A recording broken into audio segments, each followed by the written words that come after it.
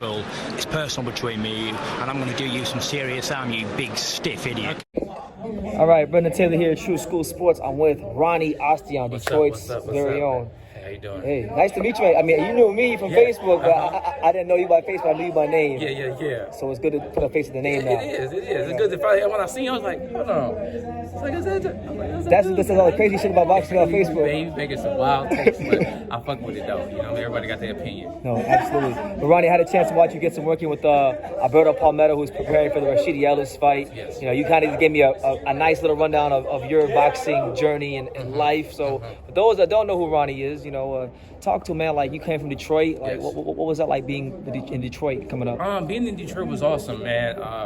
I started at Adams Bustle on Bustle Boxing Gym. Bustle Boxing I've heard of it. Gym. Yep. Yeah, 'cause that's where I started a lot at. of Detroit guys are in my area, South Florida. Like, Oh, really? Stacey McKinley, Jesse Robinson. Okay. The guys. Yep, and that's where I first started.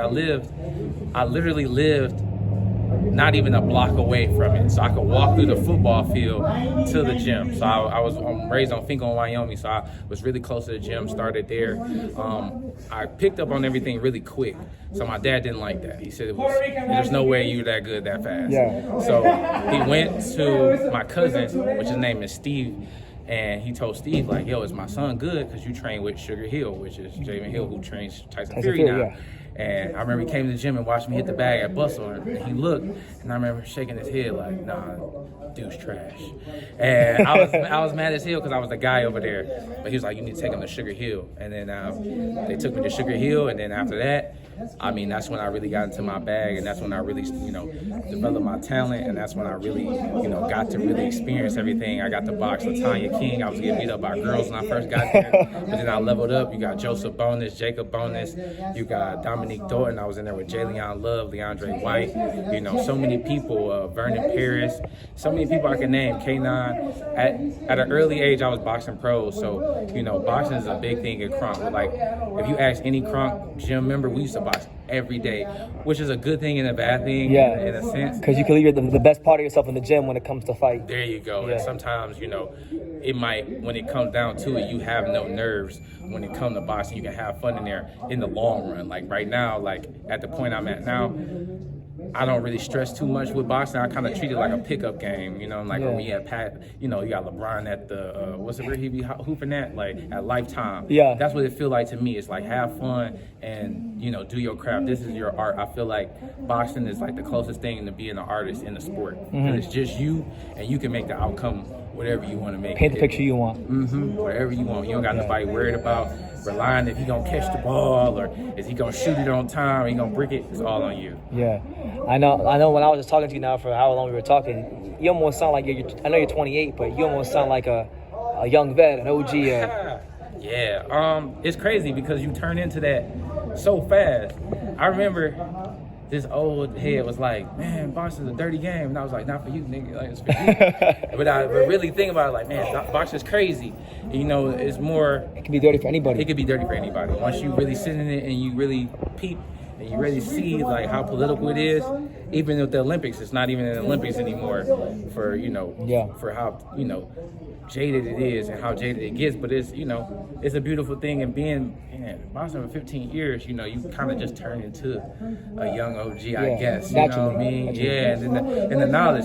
If you really love this thing, like somebody like Adrian Broner, made me love boxing more than I already did, because when I had the time with him when he came off that DeMarco fight going to Gavin Reeves, I think that might have been the most concentrated I've ever seen him. He would watch film every day. Like we was in our hotel room, he would come grab me out my room and be like, yo, come watch film. And we would watch Floyd and Floyd and this and Floyd and that, and we would just sit around and study. And when you see somebody like that, and you see how somebody dedicated somebody is, and you see where they at, and you that close to them, it make you so hungry. It levels you up. Man, it levels you up quick, and it make them appreciate you more when you ask them questions or when you steal shit from them. Like I stole so much shit from Adrian, I stole so much shit from Floyd, I stole so much shit from so many fighters, and I tell them, like, I stole that from you. You know what I mean? Like I'm the number one stealer. You know what I mean? So that's how you better your game. Sugar Ray Leonard, Pernell is one of, if not my favorite fighter, number 2 to Floyd. So those things, you know, it'll age the shit out of you. You know what I mean? And being in Kronk Gym, it'll age you quick too. Yeah, I'm glad you brought it up, man, because you know, you're probably like one of the last living, well, active Kronk Gym members. So what was that Kronk Gym culture like? Kronk Gym was awesome, bro. It was awesome, man. Like just watching everybody marvel at that gym, and I wasn't a big boxing fan before I started boxing. Yeah, I hated boxing, to be quite honest. So when I got into it, it was kind of like to hear people talk. Again, I give a funny story. There's this dude named Jay, and he wanted me to box, and I just had no intention on boxing. He used to come by my grandma's house. He was like, yo, you should box. Boxing is the best thing ever. It'll take you everywhere. And I used to be like, brother, don't know what the fuck you talking about. And one day he brought up Kronk, and he had so much bad stuff to say about Kronk, and Kronk cheat, and Kronk do this, and Kronk do that. And then when I got with Kronk, I got the same feel. Like, you got the Kronk, they fighters, they got the reps paid off, and they got this, and you just be like, yo, we just here. You know what I'm saying? We just showed up. We're just working, yeah. Yeah, but we show up deep. They make you work hard. It's either sink or swim there.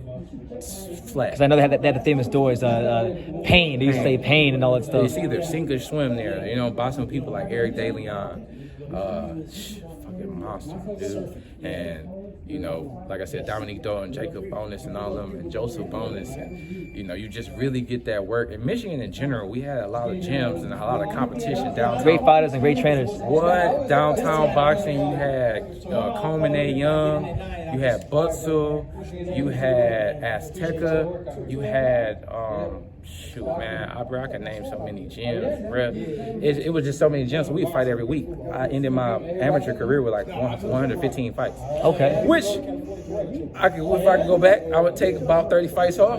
You know what I mean? From injuries, like my elbows and stuff like that.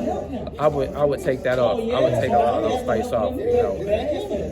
It took a toll, but at the same time, again, the knowledge and the comfortability. Just give you a lot of experience. Whoa, yeah, for sure. And going to all the camps, like, I remember we went to the Kodo camp. I think I might have been in like 10th grade. And I remember I ditched school for like 3 weeks. You boxed in that camp? Mm-hmm. In 10th grade? Uh-huh. Oh, wow. Yep, we was all down there. I'll send you a picture. We was all down there. I didn't box Kodo, though. Okay. That was too small. But I boxed one of his fighters from, like, Panama. That was, like, the coolest experience to be next to Kodo at 15.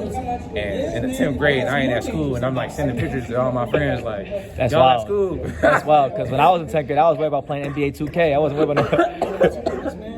Yeah, I wasn't really in school. Like, we would go to, I remember we had a duel in Puerto Rico. We was gone for like 3 weeks. I don't even know how I graduated high school. God made a way. The principal made a way. Principal was pretty cool. Thank you for watching another video on True School Sports, the home of boxing. If you made it this far, do me a favor and do yourself a damn favor. Hit that subscribe button and surely you will not be disappointed. You know, True School Sports bringing you the latest and greatest, the untouchable, you know, boxing content, interviews, news videos, breakdowns, live fight reaction extravaganza. We've got a great community of people here, boxing fans all over the world, from America to the UK to Australia, and on and on and on. So join the empire today. Hit that subscribe button. Take care and God.